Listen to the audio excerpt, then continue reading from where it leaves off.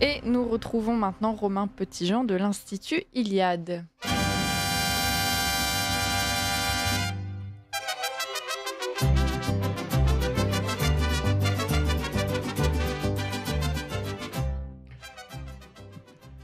Comment está, señora Liselott? Je sais pas. Alors, il n'y a pas le droit de parler anglais sur Radio Courtoisie. Espagnol, mais on peut. Espagnol peut-être. Bon. Mais écoutez, ça va. Je crois que ça va bien. J'ai pris allemand LV2, moi. Donc, Moi, je fais espagnol LV2, mais ça va pas nous aider. Non. Liselott, je reviens d'une superbe soirée organisée au Cercle des Mexicains de Toulouse. L'Associación des Residentes Mexicanos en Toulouse, pour être précis. Quelle ambiance! Et quel accueil de la part de ces Mexicains qui m'ont accueilli sans problème, moi qui suis européen, français et bourguignon de vieille souche. Mais vous vous demandez bien pourquoi il existe en France un Cercle des Mexicains de Toulouse?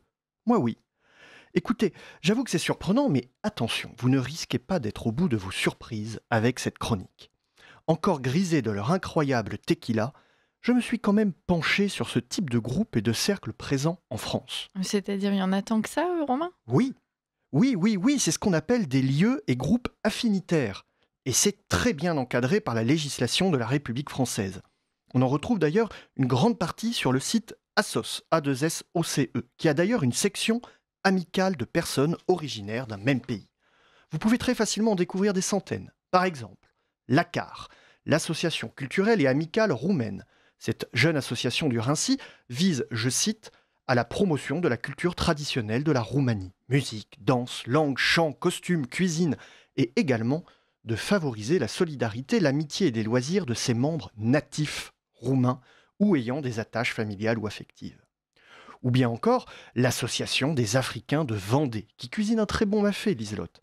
Accompagné d'une bonne potée ou d'une gâche artisanale, la brioche vendéenne traditionnelle, c'est un régal. Cette association installée à La Roche-sur-Yon réalise, il faut le dire, un travail impressionnant à destination de la diaspora africaine installée dans notre pays. Le groupe Congo Sport Association de Sarcelles, lui, permet à ses adhérents congolais de se retrouver entre eux pour toujours améliorer leurs performances sportives. Il existe même, tenez-vous bien, au sein de la magistrature, une association des avocats caribéens, antillais et africains. Je pourrais citer l'association des taxis algériens, l'Institut du monde arabe, l'association communautaire israélite de Saint-Ouen Bess Anna ou le comité qui vise à organiser l'élection de Miss Mauritanie en France.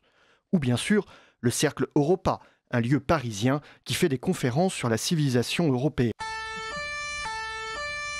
Excusez-moi Liselott, excusez-moi, la police de la pensée vient d'arriver et m'indique que malheureusement, les Européens, eux, n'ont pas le droit de mettre à l'honneur leur civilisation contrairement aux Mexicains ou aux Congolais. Et pourquoi ce traitement si particulier, Romain?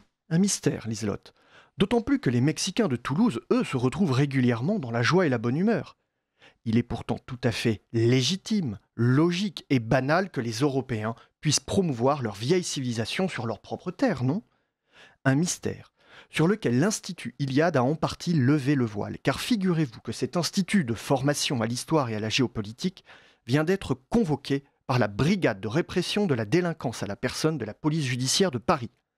C'est sur dénonciation conjointe du sénateur communiste Yann Brossat, du préfet de police de Paris Laurent Nunez, de SOS Racisme et de la LICRA, que l'ancien président de l'Institut, l'historien reconnu Philippe Conrad, a dû répondre du haut de ses 80 printemps à des accusations de haine et de discrimination. Son crime, on l'a vu plus haut, est de vouloir ouvrir un cercle Europa dédié à la civilisation européenne, un lieu qui devrait être tout à fait banal et même encouragé par les autorités dans un pays normal. Mais, ô malheur, ce projet d'un lieu pour les Européens est devenu sous la plume des délateurs de Libération réservé aux Européens. Puis, le lendemain, réservé aux Blancs. Et enfin, le surlendemain, pour finir, un projet ségrégationniste. Une manœuvre bien huilée dont le seul et unique but est de nuire à la droite enracinée. Est-il normal que nous soyons traités comme des citoyens de seconde zone dans notre propre pays? Vos auditeurs conviendront avec moi que ceux qui s'autoproclament héros du camp du bien, qui ont en fait la haine de soi chevillée au corps, doivent arrêter de nuire. Est-il normal de subir l'inquisition de ces ligues de vertu qui abusent de leur pouvoir dans la sphère politico-médiatique pour taper sur tant de saines associations qui parsèment notre pays? Les Bourguignons, les Français, les Européens aspirent à naître, à vivre, à travailler, à fraterniser comme bon leur semble. Quant à l'Institut Iliade, il prend courageusement la défense de tous ceux qui veulent mettre notre civilisation française et européenne à l'honneur. Il est aujourd'hui financièrement asphyxié par des procédures judiciaires qui encombrent en plus d'ailleurs inutilement les postes de police et les tribunaux. Vous pouvez les soutenir, les aider à mener ce nouveau combat en leur faisant un don, pour que la prochaine fois que je puisse profiter à vos côtés, chère Liselotte, d'une belle soirée, ce soit au Cercle Europa plutôt qu'au Cercle Mexicain. Adios. Merci Romain, puis on imagine que les auditeurs seront invités à profiter de ces soirées également. Donc bon courage et puis effectivement, une fois de plus, un deux poids deux mesures assez intéressant à analyser. Romain, merci beaucoup. Je rappelle que vous êtes responsable de la coordination de l'Institut Iliade. Bon courage et à la semaine prochaine.